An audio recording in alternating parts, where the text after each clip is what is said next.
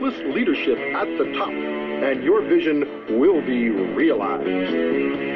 Welcome to the new home of your Los Angeles Lakers, the Staples Center Arena. This game's in the refrigerator. The door's closed, the light is out, the eggs are cool, and the butter's getting hard, and the jello is jiggling. My name is Arliss Michaels.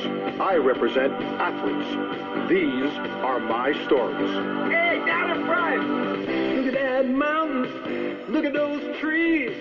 Look at that palm over there, man. It's down. We're very pleased to commemorate that by welcoming in Nick Van Exel and Eddie Jones to the show. A couple of guys who were good friends but don't play together. You are good friends, right? Yeah. I don't know. We can get them in Charlotte, might be different. Don't play together any longer, but obviously have a common bond that you had with the Lakers. Let's start with you, Nick, because as I mentioned in the open, July 1st, but you say that doesn't matter to you. You're a free agent to be. It could change the whole course of your future in the NBA, but you don't think about it? Not really. I play so much golf and so much Sony PlayStation, I don't have time to think about it. I think that's really secondary right now. But when it happens, you know, I'm sure I'll be just excited and just glad that it did happen. But, you know, as days go by, it's not big on my mind. Do you want to stay in Denver? I would love to. I begged Antonio McDyess to come there, so it would be wrong for me to just up and leave him. I would love to stay there as my first choice.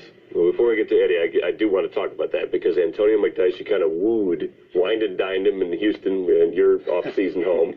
Now he wants you to stay. You know, can you apply those same principles that you said, hey, come play here to yourself? No doubt.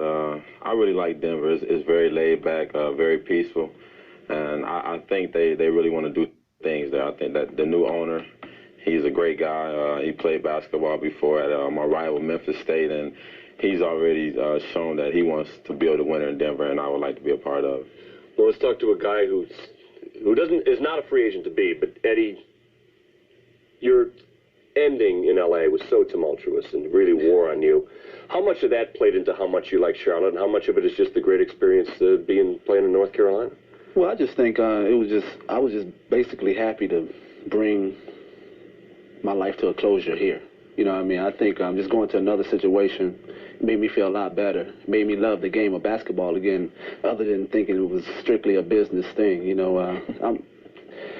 Yes, I think it's business, but now, I still have that love for the game again, and that's all I was worried about. You want a long-term contract. You've gone public with that. You think that's going to happen this summer?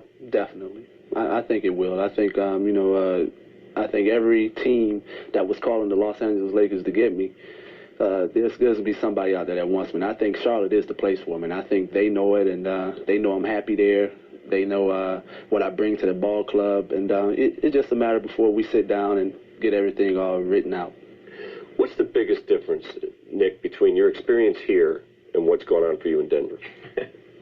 It's about this big. No, in L.A., it was like just everywhere you went, there's people at your hotels waiting for you no matter what time you got in the morning. The exposure.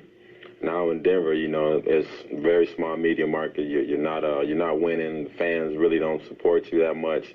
All those things, and it really takes a toll on you. But you got to be strong mentally to get through it. And for you, Eddie? Well, I guess it was probably the same way. I think the first day I walked into the Charlotte locker room, it was only 3 reporters there. And I turned around, I was like, man, when I was in L.A., man, it had to be at least 15 guys sitting up in here. And, I laughed about it, but in true reality, that's a great thing for me. I think it's sometimes you have to get away and be in a really quiet type of atmosphere. And I think Charlotte is quiet, it's a beautiful city, and I love it. Is that the worst part, all the media? I love it in Denver because, there's not many of them. So. Well, but I'm saying in L.A. or New York or Chicago. I just think that could be the worst part when you have guys who really don't know much and just talk like they know everything. So that could be the worst part, but there are a lot of other bad things. Well, you're a very quotable guy. Does it make it tougher for you? Not really. I just tune those guys out when I have to. Right, but you say things, for instance. No coincidence, I think, that you scored 41 against the Lakers. Why suddenly, I know the emotions in there, we see some of the game there. I mean, what was going through your head coming back to the Forum?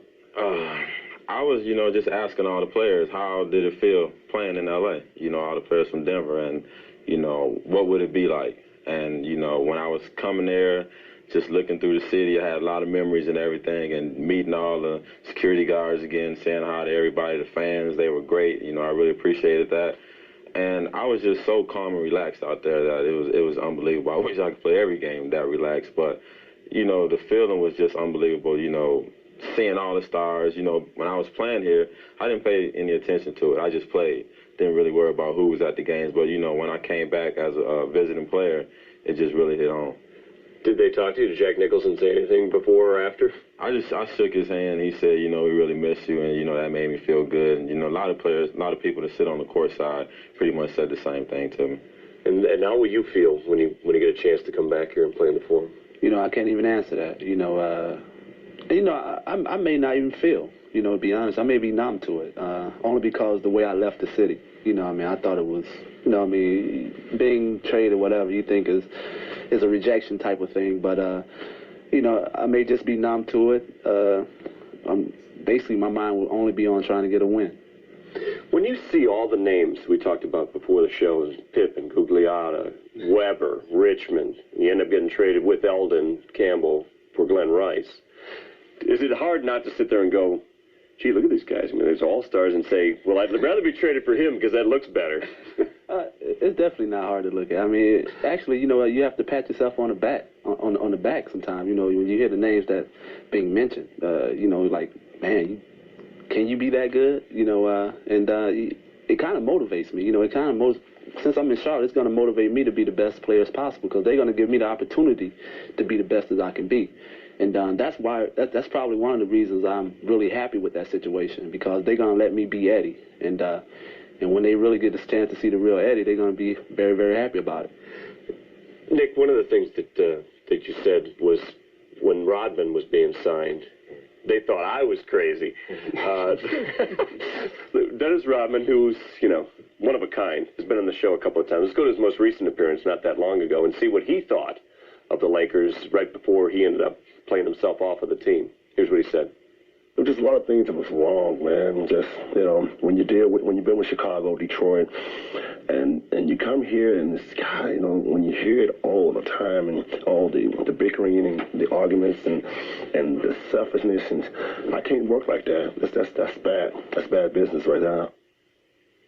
Any truth to any of that? Yeah, he brought some bad business with him. With a team that was going through so much, Dennis could have really helped that team, and I thought that he would. I said that if Dennis comes in and plays Dennis Rodman basketball, and that's just rebound and defend and do the things that he's capable of, they could win a championship. But he did that for, the first 10 games, and then the other Dennis came out, and he had to take a little vacation. And that really hurt the team. If he would have just been Dennis Rodman, a great basketball player, the rebounder that he is, they would have been great. What did you think of them signing him? I thought it would be a good thing, honestly. I was there during the time they asked me, and I said that I think Dennis would be great for the team.